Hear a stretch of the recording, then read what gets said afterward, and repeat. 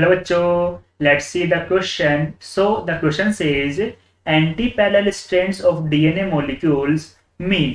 तो बेटा क्वेश्चन में बोला गया कि जो डीएनए है उसकी प्रॉपर्टी कैसी होती है? Anti parallel. ठीक है, एंटी पैरेलल.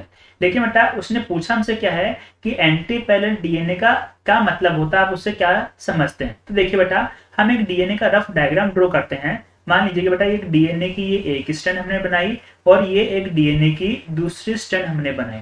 हम जानते हैं बेटा कि एक डीएनए की पोलैरिटी होगी स्ट्रैंड की 5 prime to 3 prime in direction और दूसरी स्ट्रैंड की पोलैरिटी होगी बेटा 3 prime to 5 prime in direction. अब ध्यान से देखिए बेटा एक बात को कि जो डीएनए है जिसका 5 प्राइम एंड यहाँ पर है, 5 प्राइम एंड पर हमेशा बेटा फ्री फॉस्फेट ग्रुप प्रेजेंट होता है.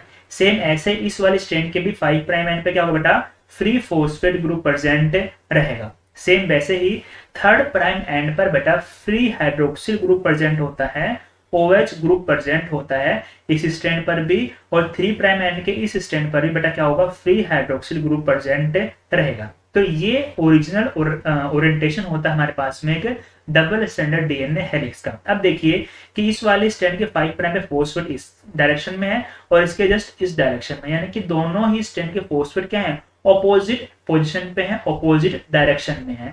तो फॉस्फेट ग्रुप का 5 प्राइम पर ऑपोजिट पोजीशन में होना इस बात को रिप्रेजेंट करता है बेटा कि डीएनए की दोनों स्ट्रैंड क्या है? Anti parallel.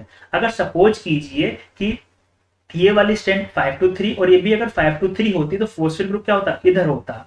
उस कंडीशन में हम लोग बोलते हैं उसको पैरेलल, ना कि एंटी पैरेलल. लेकिन एक्चुअल में क्या होता है कि एक स्ट्रैंड 5 to 3 है तो फॉस्फेट रहेगा इस डायरेक्शन में, दूसरी 3 to 5 है बेटा तो फॉस्फेट रहेगा इस डायरेक्शन में. इसी प्रॉपर्टी को बेटा हम लोग क्या बोलते हैं? Anti parallel nature of DNA helix. So according to this our correct answer will be option D, that is phosphate group at the start of two DNA strands are in opposite position.